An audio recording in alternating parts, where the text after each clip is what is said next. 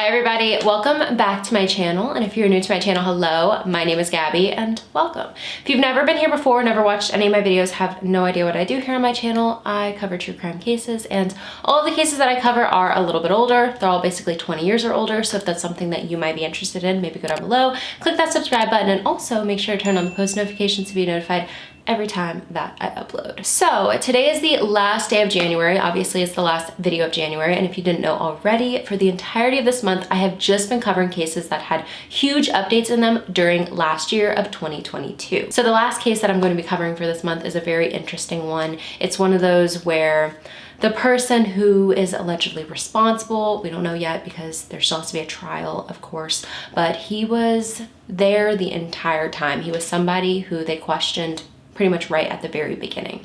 But before we get into the case, I do have to say that today's video is kindly sponsored, and it is sponsored by NordVPN. What exactly is a VPN? Well, a VPN stands for Virtual Private Network. It is a tool that encrypts your internet traffic, which overall increases your online privacy and protection. No third party will be able to access your information, and it also hides your IP address. NordVPN is your way to discover a new way to use the internet, with it being the fastest VPN out there with over 5,400 servers worldwide. Their threat protection blocks intrusive ads. It will also scan anything you download, making sure it's completely safe, and it helps stop any web trackers. Their advanced anti-malware capabilities not only protects your device, but also you. One of the most commonly raved about things about NordVPN is that with just one click, you can change your location to one of the 60 countries they have available, meaning you can watch shows, watch movies, or play online games that are only accessible in certain countries.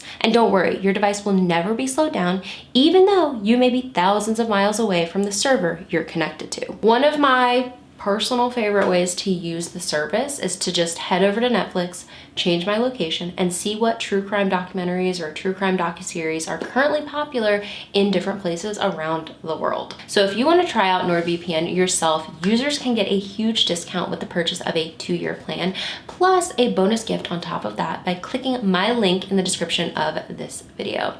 Remember that it's risk-free with Nord's 30-day money-back guarantee, and it can be used on any major platform. Thank you, NordVPN, for sponsoring today's video, and with all of that being said, let's get right into the case. The case that we're going to be talking about today that had a huge update just last year is the case of Sandra DiFelice. Sandra Renee DiFelice was born on May 28th of 1955 in Moscow, Lada County, Idaho. Although her story started in Idaho, it would end in Nevada, Las Vegas to be exact. She had moved from Boise, Idaho with a friend of hers she had since childhood. This friend and her decided to become roommates. Their rented home resided at 1505 East Bonanza Road, not far from downtown Las Vegas. Strangely enough, that home would eventually turn into a East Las Vegas landmark, a local headquarters for the Hells Angels motorcycle gang. Back to the case though. Sandra was separated from her ex-husband and looking forward to a new life with her 3-year-old daughter. During the end of 1980, she was 25 years old and working as a waitress at Sambo's restaurant. From my research, Sandra's parents had actually already been living in this area, so this made her feel a little bit more secure in her decision to move there.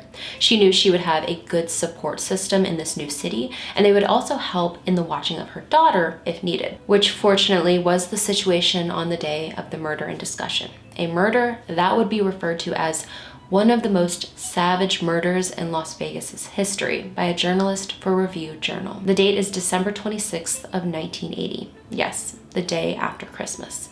The start of this day began like any other, with Sandra's roommate leaving the house at about 7:30 a.m. for work. Sandra's daughter was at her grandparents' at the time. Hours later, Sandra's boyfriend and his friend come by the home, and what they would find would forever change their lives. They walked up to the door of the home, and it was strangely left unlocked. Inside, they searched around for Sandra, and it was apparent that something was very wrong. They walked into Sandra's bedroom, and this is where they would find the young mother's lifeless body. She was lying face up on her bed. According to Lieutenant John Connor at the Metropolitan Police Department, she had been beaten so badly that her face had been nearly split. There was blood everywhere. She had been stabbed and strangled. The home, though, had not been ransacked. Robbery was not the motive. Poor Sandra, though, she had been raped, and because of that, it is believed that sexual assault was the motivation. Sandra's boyfriend notified Las Vegas police, and this would be the start of a long-running investigation. A case that would take 42 years to see a solid update in. A case that left a 3-year-old little girl without her mother. Now, almost immediately, Sandra's roommate, Sandra's boyfriend, and Sandra's boyfriend's friend were ruled out as suspects in the case. It seemed none of them had any involvement in what happened to her. Police questioned hundreds of people in relation to the case. One of those people being a man that immediately fell under suspicion. That was a 21-year-old man named Paul Nettle, a man who was said to be an acquaintance of Sandra's roommate. As the story goes, on the morning of Sandra's murder, Sandra's roommate encountered Paul outside of their home. Paul asked her if she had a place for him to stay, if he could possibly stay with her. He basically told her that he was desperate, claiming he had nowhere else to go. Sandra's roommate felt sorry for Paul, but told him that she was living with Sandra and couldn't just let him go inside and stay for a while because Sandra didn't know him. She wasn't going to put her roommate in an uncomfortable position like that. After hearing about this brief interaction, police questioned Paul. It was just very suspicious to them that the man was in the area asking about living in the very home a murder would take place in soon after. Police, though, were unable to find any solid evidence that tied him to the murder. He would be ruled out as a suspect. When it came to evidence collected at the crime scene, there had actually been quite a bit, including numerous dark hairs found on Sandra's stomach, hair that definitely did not belong to Sandra considering she had very light blonde hair. We have to remember, though, that this was a time before DNA testing. According to Las Vegas police, they also found a fingerprint on a Kool-Aid glass in the home that had not belonged to anyone close to Sandra. It was basically one of those cases where they had everything needed to solve it. It was just going to take some time. Weeks had turned to months, and months had turned to years, and this case would turn into a cold one, with Sandra's loved ones wanting so desperately to find out who was responsible for taking her life in such a senseless and tragic way. Well, let's fast forward quite a few years. In February of 2021, Sandra's daughter called the Las Vegas Metropolitan Police Department wanting to know any updates in her mother's case. Were they still working to find her killer? This was something that she wanted to know. And this call would light a spark in the case all over again, finally reopening it. Detectives in the Las Vegas Metropolitan Police Department Homicide Cold Case section reviewed the evidence and resubmitted additional evidence for further testing. They would also end up obtaining a fingerprint from Paul Nettle that they ended up comparing to the fingerprint found on the Kool-Aid glass in the home, and it was a match. In December of 2021, cold case investigators were granted a search warrant for Paul Nettle's DNA. They obtained DNA from him through a swab kit. This DNA was compared to the DNA they had on file that they had from under Sandra's fingernails. It was a match. But an arrest wouldn't be made until the next year of 2022. On Thursday, October 27th of 2022, 64-year-old Paul Nettle was arrested on charges of open murder with the use of a deadly weapon, sexual assault with the use of a deadly weapon, and burglary while in possession of a deadly weapon. He was taken into custody by the Criminal Apprehension Team, which is a multi-jurisdictional task force led by the FBI and staffed in the LMVPD's Major Violations Bureau. You may be wondering what open murder means because I didn't really even know myself.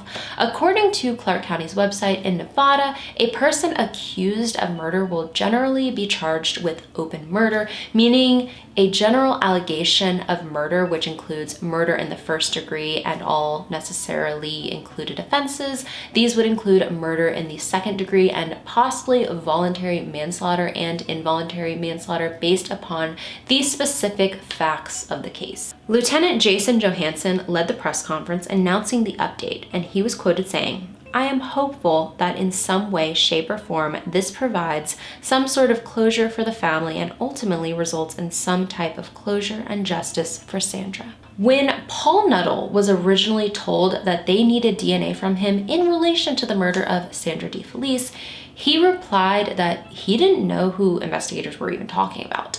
They showed him a photo of her, and he still acted like he had no idea who she was. And he may have sort of been telling the truth because according to reviewjournal.com, Paul Nuttall's lawyer, Scott Coffey, stated that there are concerns about dementia.